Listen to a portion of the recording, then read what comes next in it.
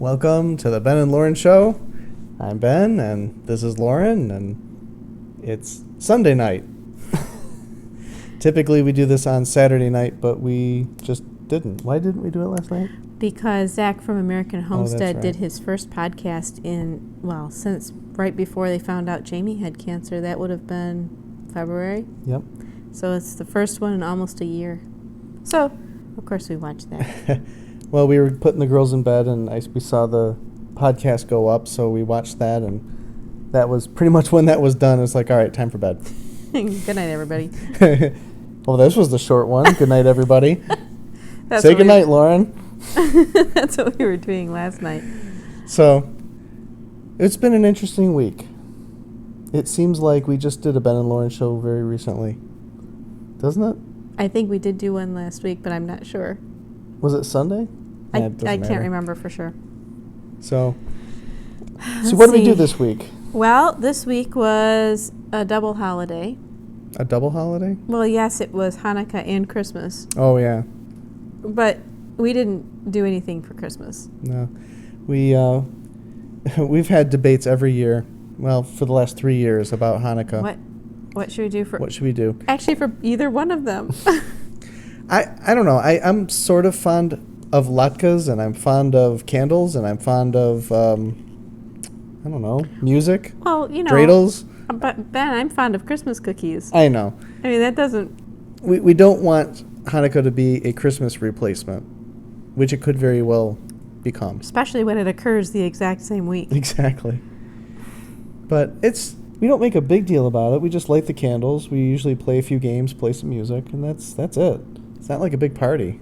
Yeah. We don't have gifts. We don't, and we don't really know anyone we would really celebrate with, so it's not like it's a party. We don't ever really decorate go to see our house. People. So it's just something we do in our house, and we're still sorting it out, really.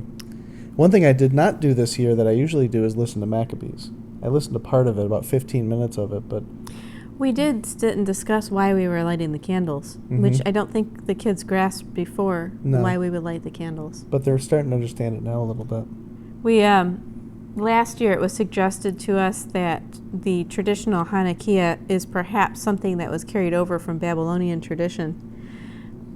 Because the fact that it's not a 7-branch menorah, it's basically the Hanukkah has 9 branches, and one of them is called the Shemash, yeah. Which can easily be traced back to Chemosh, or the sun god worshipped by, was it the Sidonians? No, it was the Moabites. The Moabites worshipped Chemosh. And so did the Babylonians. So the fact that there's this candle, it's the highest candle in the whole Hanukkah, named this, and it's named after potentially a sun god. We said, wow, we don't like where this is going. And Shemash basically means sun. So you've got a sun candle that's lighting all the other candles right around the equinox, right when the sun reaches the farthest point, and then eventually the days start getting a little bit longer and longer. So there's some thought that there's a connection between the 9-branched menorah and the equinox, the winter equinox. Now the tradition is that it's the servant candle. Yes. Although the question is why in the traditional Hanukkah, why the servant candle will be the tallest one. And why in the book of Maccabees it never talks about the miracle of the candles. It just basically mentions that they or the miracle lit them. of the lamp. And they dedicated the temple.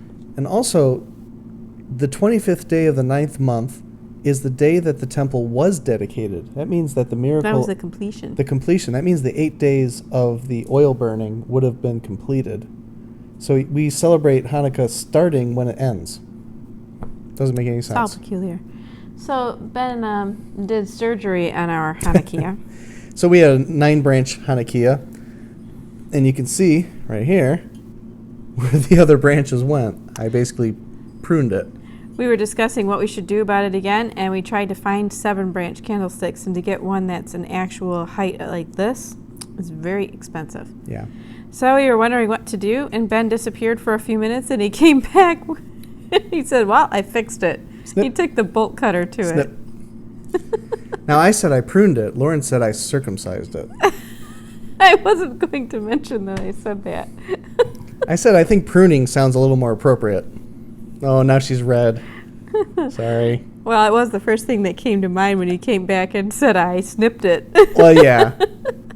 Pruning is a better word to describe what I did. I did not. Anyway, moving on. So it went from a 9-branch menorah to a 7-branched menorah, which seems a lot more appropriate. So for us, we just lit all seven candles. Yep. And we did it a couple times during the week. We weren't able to do it every night. And we did go through a lot of candles, but we have enough candles probably for next year. We got these nice candles from Israel. They're all handmade. They're really pretty. They're blue and white. Beautiful. They're not even that expensive. No, they're very nice. So I guess we've solved that. And if we were wrong and it's perfectly fine to do a 9-branched Hanukkah, well, then we don't have one. But it probably is fine. We would prefer not. Just even if there's a question. We've tried so hard to get out of the other traditions that we didn't want to keep. Well, there's the Christmas question, then there's the Hanukkah question. We watched the documentary called The Christmas Question. It's made by 119 Ministries, done by Luke and Katie Abafi. Yeah. And they worked on this project for 2 solid years. And we finally got to see it. And what was it, about an hour and a half? It's a little over an hour and a half long. I think it's an hour and 45 minutes. And we would start watching it late at night, and we'd always fall asleep. So we get little 15-minute chunks of this movie. Right. We weren't watching it with our kids because the subject matter of it is, well, they cover it lightly. It's not an in-depth dive into it, but it's the pagan origin of Christmas, which we know that already. That's why we're not celebrating Christmas. But we were interested to watch it because it's replacing 119's Sunburned. They had a documentary, one of the first things we watched for them, called Sunburned. And we thought that was a very interesting it was a documentary. very provoking documentary, and we walked away from that pretty convicted. And we were reading the comments, and someone made the comment saying, yes, this was very well done, the production value is very good, but Sunburned was better. And their response was Sunburned was embarrassing. Apparently, they based a lot of their research on a book by a man called Alexander Hislop. And Alexander Hislop is the first one who kind of wrote a history book suggesting that a lot of the origins of Christmas go way back to Nimrod, just after the flood. And apparently what's happened in the aftermath of a lot of people like us grabbing onto Alexander Hislop's work is that there's a lot of very big holes in it that are not supported by evidence, sort of like the missing link in evolution. You see all these pretty pictures showing all the evolution from ape to man, but the only problem is there's never been true evidence for any of those stages between ape and man. Now, my understanding is that Hislop's book, which is the origin of a lot of this information, was basically an anti-Catholic book. Yeah. It was basically connecting what the Catholic Church does with all sorts of pagan stuff. But that was the thrust of the book. But people took the information and said, well, no, the whole world celebrates Christmas practically, and Easter and all these things, and started connecting all this pagan stuff to it. So this documentary, The Christmas Question, takes a lot more substantiated look at what we know to be absolutely 100% verifiably true. So it's less sensational and a little drier, but Christmas is clearly pagan, and the real Christmas question, if you want to know what the Christmas question is, what came down to, is it a sin to celebrate Christmas? That was the question in the documentary at the very, very end. Which I guess I've never asked myself that in so many words. And that's almost unthinkable from a Christian perspective. Celebrating a Christian holiday would be a sin? How could that possibly be? But one of the answers given by some of the people interviewed, and probably to me the most provoking thought that came out of it, because the truth is the information in the documentary we already knew. Most of it. We'd already made our decision on what we were going to do, and it's unlikely that they were going to change it, but we were interested in seeing their documentary. Sure. Anyway, I would say the most thought-provoking question is, we tend to see things, or when people who are believers tend to discuss whether or not to do something that may be related to what God wants or doesn't want, the question usually comes up, is this a salvation issue? Meaning, if you do this thing, will it affect your salvation in God's eyes? And most things come out, no, it's not a salvation issue. Right, and people dismiss things. They'll bring up a debate, and they'll say, well, it's not a salvational issue, but it's a truth issue. So people disconnect truth with salvation. And so salvation turns into this calculation, it turns into this formula that if you A, B, C, D, you're going to have E, and you're going to be saved. Doing that causes people to view God almost like a cosmic calculator. He's like a computer. Do you have a 0 or a 1? Are you saved or not? Will you get an error if you feed this into the system? Right. So there's this belief that if you have a 1 instead of a 0, you're saved. It's like a light switch. And then you have freedom in Christ, and you can just sort of, blindly make your way through and do the best you can, and everything's fine. And it is true, we do the best we can. But the question is, are there consequences for our decisions? Well, and to me, what it comes down to, and the answer that was given was, it's not really about salvation, it's about love. Right. God loved us, and we talk about God's love for us all the time, and his undeserved mercy toward us. But do we love him? Mm-hmm. And that to me was a very striking way to put that question, because we do talk about the love of the Father all the time, and we should. And I've heard it described so many times that, well, when the Father looks at us, we are so wicked and so wretched and so sinful that the only thing that he can see in order to see us redeemed is his Son covering us. So he doesn't actually see us. He just sees his Son. But here's the problem with that.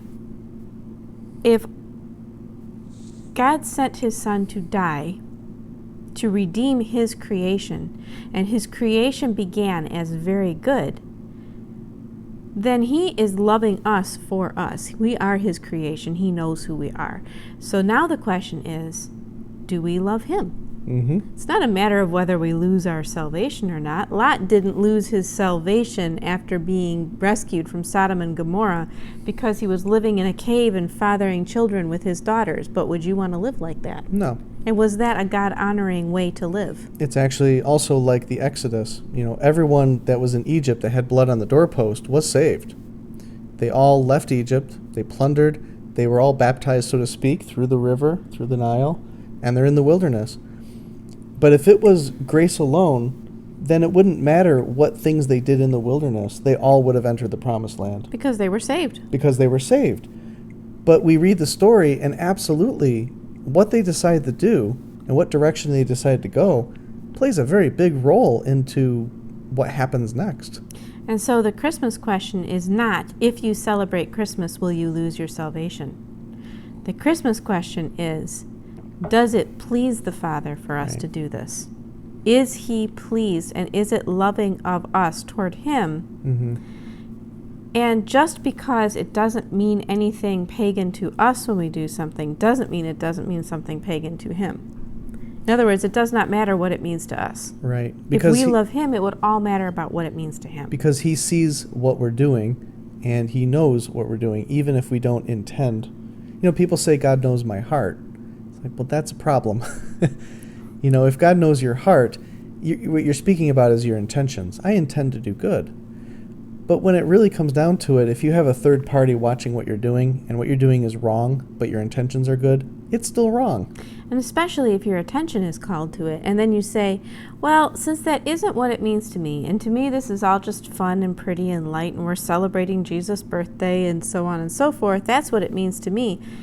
It means you're loving yourself more than God, because you're using your own likes and dislikes and thoughts as the standard of what you ought to do, instead of, wait a minute, would God be happy with this? Is he happy with it? Or does he care at all? Do we love him by doing this? And it's God who we're worshiping. Right. And so it matters what we do in that worship. So when God says, don't make an image and worship the image, and then Moses is gone for many days, and people say, you know what, we need to celebrate this God that rescued us from Egypt. And they make an image, and they worship the image. But what's critical to that story is they call that image by the name of the Father, as if doing so redeems the paganness of what they're doing. Yeah, I mean, they can't say, but our intentions are good. And we labeled it with your name. We put your name on this. A pastor in this documentary argues that by placing Christianity on top of the pagan things, since God can redeem anything, putting his name on these pagan practices redeems those practices. But God did not seem to think so in the case of the golden calf. Putting his name on that golden calf did not make it any less of an abomination to him. Right. Especially when he said don't do it. Well, he said not to worship him in the manner that the pagans worship their gods. And that's exactly what Christmas has become. We are trying to say that we can redeem the worship of pagan gods by putting our God's name on top of it. And God said clearly that's an abomination to him. That being the case, whatever it means to us doesn't matter. We're doing something that's abominable to him. And if we love him, we would cut it out. So full circle, here we are. We've determined the Christmas question. We're still figuring out the Hanukkah question. That's why we cut the branches off the Hanukkah, just in case. We don't really want to make a substitute for Christmas and make our own thing. It's tempting. The whole world is celebrating. You got lights up. You got music playing. It's a festive time of year, and you can't avoid it. You know, so it's very tempting just to sort of adopt the traditions of another holiday. Right. That. Say, oh, good, we can do this one. This one over here is clean. Right. And the story of the Maccabees is, ironically, about people who are fighting against paganism. Literally cleaning up a desecrated temple and rededicating it to God and doing it properly, the way God said to do it.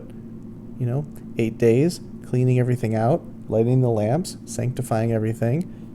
Well, ironically, the old man, the father of the Maccabee clan, who begins the revolt, it all begins with him being told he has to get up in front of his fellow townspeople and eat pig in front of them, eat pork in front of them, so that they will all follow his example. And he says, no, I can't do that. And the Greeks, wanting to spare his life, offer him the chance to eat that pork. But substitute it. They'll substitute it actually with something clean, but tell everybody else that it's pork, which is Christmas again. And he refuses. He says it wouldn't matter if it was actually clean. It is what people perceive. Right. Yeah, and it would be tempting. If you're in a situation where they say, okay, eat this pork, don't worry, it's kosher, it's actually beef. It's like... He could have said, well, God knows my heart, even if everybody else thinks I'm eating pork. Yeah, he didn't say God knows my heart, and God knows that this is not really pork. Is he going to walk away and say, wink, wink, Anyway. It's just one of those things. So that's Hanukkah. So we figured out the Christmas question. We're working on the Hanukkah question. I like latkes. We had latkes for dinner tonight, and they were wonderful. I think our kids were not really aware that Christmas even happened this week. They went next door to do some stuff with Nana. And I kind of pulled them back earlier than I was planning because Abigail began coming down with a cold, and I wasn't sure who else had one. And then Dad was coming down with something too. And they got exposed to a flu. Jenny has flu. So I wasn't sure what was going on with Dad, and I wasn't sure what was going on with Abigail. And we're going to be visiting your family in a couple days, right? Only if we're well. If we're well. Everybody has a cold this week. We all have one. Seems like everyone's got a cold right now. Yeah, it usually happens. And in the process, that was one thing that was interesting this week. We have some canned goods. We've got some medical devices. Yeah, I bought... We've been slowly acquiring some medical tools of this kind and that kind, which keeps us from having to go to the doctor. And one of the things I got this week was, backing up a little bit, Ben has a little bit of asthma. Oh, yeah. And he's always got a tickle in his chest right here. And you might even hear me coughing every so often, but this time of year, I cough. So we found that if I bang on his chest a little bit and on his back... It's a tickle right around, somewhere around here. It loosens it up, and he'll cough and he won't keep coughing over and over again. Well, I was reading that apparently physical therapists do this in the hospital all the time, but they've got a little device that they use, and you can buy it for $10 off Amazon, and it's a little cup like this. And basically, it's probably very noisy. You would pound on someone's You gotta chest. pound a little harder than that, I I think. don't want to do it too hard because you're wearing the microphone. So basically, it's a device that you can pound someone's chest with. And loosen up the junk that's in there so that they can cough it out easier. And she was doing it earlier before we started recording, and I It worked right It worked away. right away. Actually, I feel a little tickle right now. Well, I'll have to pound on your chest when we're done. So that was kind of interesting. I had no idea such a device existed. It was Yep. not that expensive to get. And we got some special cough medicine. Apparently, we are no longer allowed to feed cough medicine to any child under the age of 6 or so. 4 is the youngest I saw anything for. What makes that really sad is that the kids under 4 are just as miserable. So what I found today at Kroger is that there is a whole bunch of new medication coming out, and it's not medication, it's proper remedies. This one, for instance, that I got today, which I wanted to try out, it has, you want to read the ingredients list on it? Well, It's it on says this shake side. well. Here, right here. We have honey, sea salt, cinnamon, clove, apple cider vinegar, lemon balm extract, zinc, ginger, thyme, and oregano. There's also some olive oil and some lemon oil in it as binders, and honey. Extra virgin olive oil Oh yeah, honey's the first and thing. pure lemon oil. And basically it is formulated to help kids with runny noses, help the It congestion actually clear. smells really good. Yeah, lemon oil. It's kind of lemony and molassesy and Yeah. sweet. Well, the kids like it. It basically says give 1 to 2 teaspoons as needed. I didn't ask, but how much was this little bottle? It was Remember? about $10. About $10? I think it has to do with the honey, among other things. Yeah, it's only 6 fluid ounces, so it's not inexpensive. But you look at those ingredients, all organic. This is some good stuff. But what's fascinating is this wasn't the only option. Really. There was 3 or 4 other similar kind of ideas there. So how many servings are in here, do you think? It says it depends on whether you're giving 1 to 2 servings. If you're giving 2, there are about 17 servings. If you're giving 1, there's about 35. And our kids are young enough that they take 1 They teaspoon. take 1. So I thought that was pretty fascinating that because we're being told now that it's not safe to give children the chemical medications, We're back to herbal remedies. we're back to herbal remedies. And they probably work better. And they're being sold at the grocery store. Mm-hmm. That's what happens. I thought that was fascinating. Until it becomes regulated out or something, you know. It's hard to regulate those ingredients. Come on. Cinnamon, sea Cinnamon, salt, it's yeah. all food.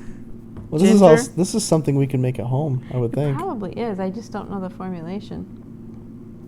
I bought it to see if it actually worked. Sure smells good. Well, it does seem to have helped. Daniel's nose dried up quite a bit when I gave it to him. He liked it too. Yeah. So that's very interesting. So we got an unexpected gift. Was it today or yesterday? I guess it was It was Saturday. Yesterday. And a friend of ours had a whole bunch of canned goods that she made back from 2015, 2016. These are grapes. I've never seen canned grapes before. Apparently, she learned how to can, and she started canning all different kinds of fruit just to try it. She got a good price, and she canned it. But she had found that she hasn't eaten it. So we were thinking maybe for the podcast we can open this up and try some canned grapes. Did you get a can opener? No, you just pop it. Ready? Ad lib while I'm popping this open. Okay. It spilled. You got it. I did. I'm surprised you did that on your lap. So anyway, she brought us... Now I got grape juice all over me. Well, you want to go wipe up for a minute? I think it'll be okay. She brought us some really unusual stuff, like the canned grapes and canned watermelon. I've never seen canned watermelon. There's a So we canned asked grape. her, what do canned grapes taste like? And she says, I don't know, I don't remember. So we thought, well, okay, we're going to try this. She says, if you don't like it, don't worry about it. So we'll give it a try. On the count of 3. Okay. 1, 2, 2, 3. Ha! I just want to get your reaction first. No? Well, They taste like a cross between a grape and an olive. it tastes good. I think. You don't think so? Yeah, I don't really like them. Very sweet. Kind of crunchy. I'm surprised. I thought it'd be mushy. It's got kind of an odd flavor by having been canned. I wonder if she canned them in syrup or... I think there's probably a sugary syrup that she canned it in. We're not entirely sure what we're going to do with canned grapes. She brought a lot of other stuff, too. She's got mangoes and oranges and peaches and a whole bunch of stuff that we do know what we're going to do with. But there was just a few. There's a few like she made cantaloupe jam. This is another one that's we're not sure. I don't think we can try that one. No, this is canned watermelon. Canned watermelon. You can even see the seeds in there. And we were a little puzzled by the watermelon. We said, watermelon? So most of it's stuff that we know what to do with, like apple pie filling. Mm-hmm. What else was there? She had apples with vanilla. Mm-hmm. Or peaches with vanilla, something like that. So the canned grapes was one of the more unusual ones. Or the cantaloupe jam. Yeah, I don't know. I never heard of I never heard of using melons in this kind of stuff. Or what was it, monkey jam? Yeah, that one has bananas in it. With banana in it? Yeah, monkey butter or monkey something. Butter. So we're, I like those grapes. They're good. I'm not sure how we'd use them, but I thought they tasted good. All right. Well, hey, now we know. You can preserve grapes by canning them. And they look disgusting, but they taste good. I think they look like that because the color has leached out of the skins a little bit and left them kind of white. I think it's amazing we're eating grapes from 2015. Well, we know grapes preserve well. They preserve well as wine. They preserve well as raisins. Apparently, they preserve as canned. I've never eaten a 4-year-old grape before that wasn't a raisin. I've never heard of canned grapes. So, I think I've had raisins 4 years old. Well, before. yeah, when they're dried. Yeah. Sure. I'm shocked. They're actually crunchy. They were crunchy. That is interesting. They actually retained their... They didn't turn to mush. Very interesting. We learn something new every day. So Paulette brought us, I don't know, there's got to be 24 jars. A whole bunch. Well, thank you if Paulette, if you're watching this, thank you very much. You know that we had to try the grapes. We had to try the grapes. We asked you what they tasted like, and you said you didn't know. So we were curious. So what else is on our list? Rebecca is 8 weeks old. Yep. So she's 2/3 of the way through the 4th trimester. It's easy to keep track of her age because she was born November 1st. So now she's approaching her 2nd month. Yep, she's about to be 2 months old. And we thought we read so many articles and little things to each other during the week. And I thought it would be kind of fun if we picked out something to read to each other that would be kind of a surprise when we were doing this podcast. And it started when I read an article about how to make red wine floats. She just showed me a picture of it. And I took one look at that and I said, no. That really isn't what you said. You were a lot more... Ben's rubber face on these kind of occasions is hilarious. So I was thinking about reading it, but I had already spoiled it by reading that one. So I was looking for other things. They're showing pictures of red wine with ice cream floating at the top of it and just not right. Well, as we found out today, that probably would curdle. Yeah, we were going to try some chocolate wine. And we have this, what was it, like a cherry liqueur? Mm-hmm. We were going to mix it in so we get like a chocolate cherry combination. But there must be some kind of cream in there because it totally curdled. Yeah, the cherry curdled the chocolate. It became totally unpalatable. Oops. Yeah. So, oh well. So the cherry liqueur was more of a loss. Only a little bit of the chocolate wine was lost from that. Right. Well, we decided the chocolate wine tasted very much like cold chocolate milk. It would be better in like a chocolate drink. Yeah, I think you'd have to make a drink out of it. By itself, it's kind of just like, okay, it's like a little bit... You added some cream to it, and that was pretty good. That was good. But it still needed something like tangy or salty or some other flavor in there. I get grape juice all over me. Well, it's a good thing we're going to bed soon. You can put your pants in the wash. That's true. So I did find an article. So I wonder what this I have no idea what this article is. So I actually heard about this from another source, but I only heard part of the story. And I read this article. Should I read it? Yes. Toilet tied to tail of Dead Sea Scrolls. So we've read about the Essenes for many years in Qumran. Yeah. And the Essenes wrote the Dead Sea Scrolls. Right. And one of the Presumably. things we kept hearing about was how they were so obsessive about cleanliness and bathing. Right. So because they followed God's laws on when the people were in the wilderness, he told them that they had to keep Outside their the toilet camp. facilities outside the camp, and Right. every man was to bury his waste outside the camp. Right. Well, the Essenes took it a step further, and they said that not only did you have to take your waste outside the city, their little city, and bury it, but you also had to take a bath every single time you did that. Okay. The problem is they lived in the desert. So they didn't have a lot of water. They didn't have a lot of water. They had one basically standing bath. Oh, so everybody used that? After going to the bathroom? Yes. Ew. And so there was a couple of they were called anthropologists, Joe Zias and James Tabor, a biblical scholar at the University of North Carolina in Interesting. Charlotte. I actually subscribed to James Tabor's Oh, really? email. Yeah. They speculated they discovered the latrine outside the camp. Unsanitary conditions may have contributed to ill health among the sect's members. How about that? It turned out that in the graveyard associated with Qumran, most of the people there, the men there, all appeared to be about 34 years old or younger. Oh, wow. So they died young. They were dying really young, and everyone was wondering why.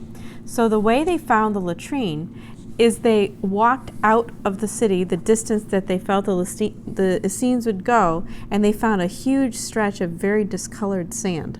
Oh, poopy sand. Yes, basically. And then they took samples of the sand, and basically what they found were huge deposits of dead parasites. So they had parasites. They basically had parasites, and because they used the same ground to keep burying their waste in for many, many years, It the collected. parasites were living in the soil. They would walk out barefoot. They would use this latrine area. They would carry the parasites back with them. They would bathe In the same bath. in the same water. So as soon as anybody got sick with the parasites, those parasites would be in the water they were bathing in. Oh, so it became filthy water. They were basically constantly sick with intestinal disease. Oh, that's terrible. So the process that God told them to take, because they decided to add to it, Wow. They were sick because of they that. sickened themselves badly, That's amazing. and they were dying under 35 years old. That is amazing. Parasites. Parasites. And they were barefoot, I bet. And they were, or wearing sandals, but the part that I was going to read to you. Pinworms. Tapeworms, roundworms, and pinworms. Yes. None of the control samples turned up evidence of human-specific parasites. However, what's amazing is the conclusion this one guy came to. As he put together the story, Zias came to the view that Qumran was actually a pretty unsanitary place to live. This should be a warning to religious people. You can take things a little bit too far. What? That's what he gets out of this story. That's all he gets? That's what he got. Okay, religious people take things too far. Mm-hmm. For all they knew, what they were doing was perfectly fine. Yep. Wow. Okay. So that was what I found about the story. So what things do we take too far if he walked into our house? I don't know. But this ties into another story I was thinking of, is that sewers and sanitation have saved more lives than any kind of medicine we've ever come up with. Absolutely. We hear about all these different diseases and things, and wash your hands. Wash your hands. But not in water that's been standing there Fresh, for 6 months. Fresh water. And I don't really like drinking chlorinated water, but I'm thankful that there's not parasites living in it. Can you imagine? These poor guys, they were taking baths constantly in this water that was only being refreshed every 6 months or so when they would get rains. That's awful. So if they had an aqueduct and they had fresh water coming into their village constantly, or stream. Or if they had gone by the standard that you should bathe only in living water. Right. Now, most villages and cities and towns crop up around fresh water, Yeah. living water, usually rivers, lakes, that sort of thing. Even underground springs that are feeding some springs. type of a well. Even Jerusalem has the Gihon spring, Mm-hmm. And the temple had the Gihon spring. Yeah. And that's how they kept things clean, because you had living water that was filtered and clean. And It filtered up through the ground, and it was clean, and it poured out. but if you have a cistern or a mikvah, just stagnant water that you're washing in, think about bath water. If all of our children use a bath one time, You wouldn't believe how dirty the water is. the water's filthy. And our kids aren't even living outside. And they're living indoors, where presumably they're clean. We watched little Rebecca take a bath. And If the you water, wash Rebecca, the water is dirty. and the when water's she's done. filthy. That's one little baby. Yep. Not only that, she's a baby who's being cared for in a pretty sanitary environment. So you had a whole community of men, every time they used the bathroom, They had to go bathe. in the same pool. Yeah. I remember one time going to a wave pool, and the wave pool was just jam-packed with people.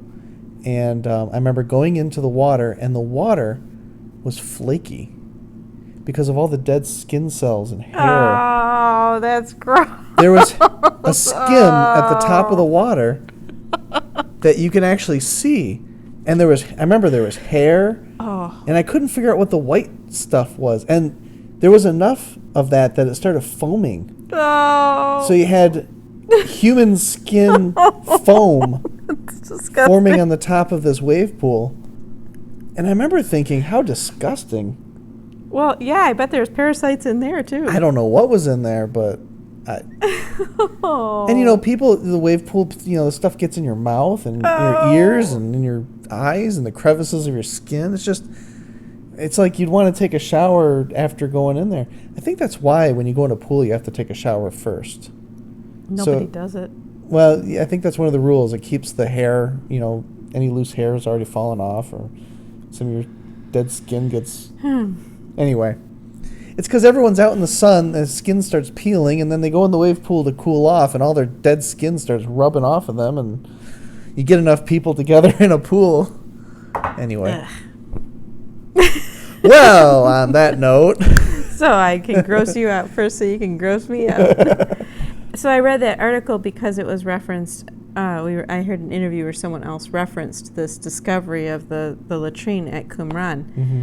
And I thought a couple fascinating things. Sanitation. How important the sewers and the sanitation are, and how they were following God's laws, but they added something to it.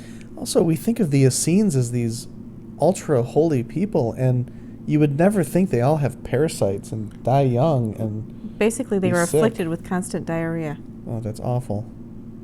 That's terrible. That's awful. Anyway. When you say the Qumran community and these ancient texts and these righteous people, and you just don't think about diarrhea. No, you don't. But that was a harsh reality for them. Wow. Okay. Well, yeah, that was an interesting article. That was better than my Babylon Bee article I was going to come up with. Oh, what was it? I don't have it. You don't anymore. remember No, anymore? Sorry. Ah. What? So Maybe next Ben and Lauren show. you did say 40 minutes. So yeah, I think we'll wrap it up here. Do you want to talk about the Torah portion for a minute? Really short. Got maybe 2 minutes. Okay. So this Torah portion was part 2 of 3 of the Joseph story. We have to wait till next year to get the conclusion. You just like saying that. And one thing that we were paying special attention to was Judah.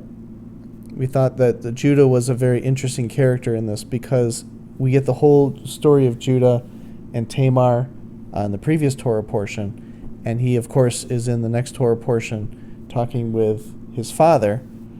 And we're reading about the part when they came back again, and they had to leave Simeon behind.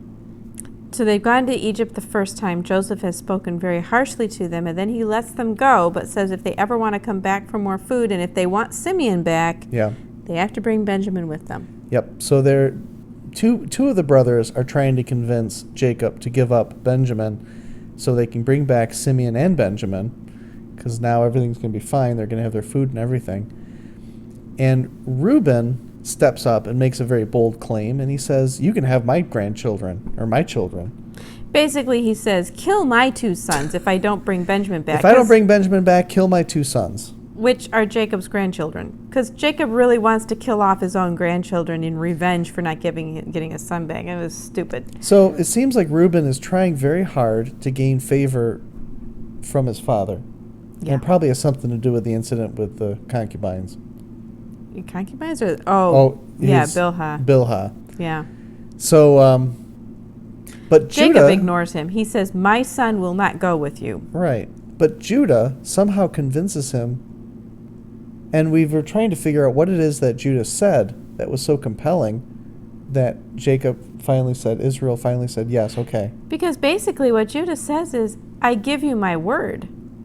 It's like, well, why would Judah's word mean so much to his father? Basically, Judah is the one that has abandoned his family. He went off to live with the Adullamite for years and years, had a family with a Canaanite woman, had all kinds of stuff happen to him, has 2 sort of illegitimate sons. They're not totally illegitimate because he owed them to Tamar.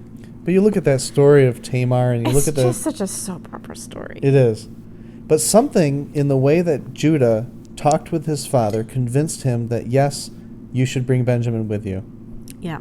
And he doesn't offer the lives of his children. He says, "I will bear the blame forever if I don't bring Benjamin back with me." It's like, well, why would Jacob care? If he's lost Benjamin, who does he care who's to blame? But Well, to this day, Benjamin stays with Judah. Yes, but Israel still blames that wild beast for killing Joseph. He doesn't blame any of his children for it. Right. He still doesn't even know that Joseph is alive. But it was curious, what was it that Judah said? And Judah did make a good point. He said, we could have been and returned. If you don't send Benjamin, we're all going to die. Which implies that they were arguing over this for months and months and months. And this has been a long time. Why is Judah so convincing? And because we know the end of the story, I think we can look back at this instance and actually see what it is. And my contention to Ben when we were reading the Torah portion, I think Judah loves his father very dearly. More sincerely than Reuben. Perhaps more sincerely than any of the other brothers that were trying to persuade him. And we know this because later he's going to offer to lay down his life rather than let Benjamin stay and hurt his father again. And that was right at the very climax of the story, right before Joseph reveals himself. Right. Joseph reveals himself in response to the love Judah shows his father. Yeah. Because Judah pleads for his father. And that's what finally convinces Joseph that Judah has changed. It's almost like Judah is a representative of all the other brothers. But first, Judah pleads with his father to send Benjamin. And then he pleads with Joseph, and he's effective both times. And both times, I think it's because Judah loves his father. So Joseph is basically saying, let's see if they'll bring Benjamin. Let's see if they've changed. Let's see what happens if we say this. He's testing them. But Judah's heart, since the incident of throwing Joseph down the well, has become remarkably softened. And the incident with Tamar. Where bring her out and burn her. Something changes right at that time when he says, Tamar is more in the right than I am. And he is not a young man.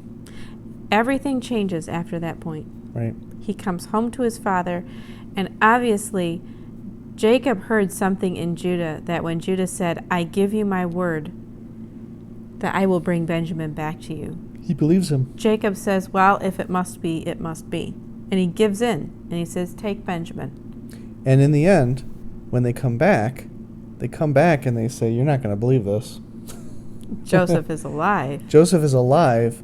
But they only know that because it is Judah again who manages to persuade Joseph that I cannot let you keep Benjamin. I cannot bear to see what would happen to my father if we come home without Benjamin. And I'm willing to give up my life and stay here as a slave forever just so that that thing will not happen. So it seems like Joseph is paying very special attention to Judah, and the decisions that Judah is making plays a very big role in how Joseph views his brothers as a whole. And I think this is really why Judah ends up with the blessing of the firstborn son.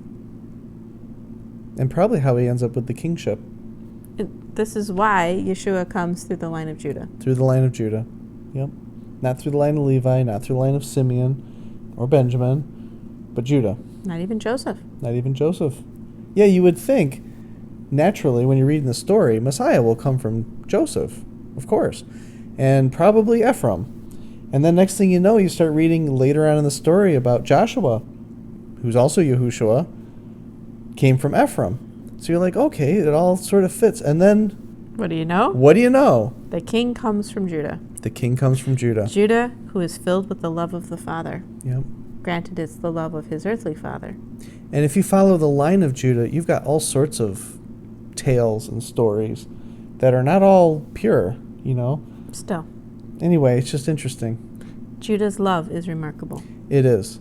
So the very source of the line of Judah is the love that he has for his father Israel.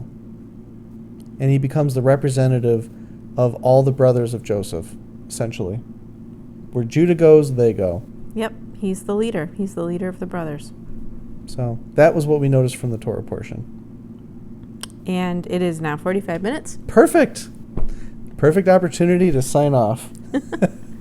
So, as a quick recap, we talked about illnesses, we talked about coughs, we talked about Christmas, we talked about grapes, Torah portion. I think that's it. Yes. All right. Good opportunity to say good night. Say good night, Lauren. Good night, Lauren.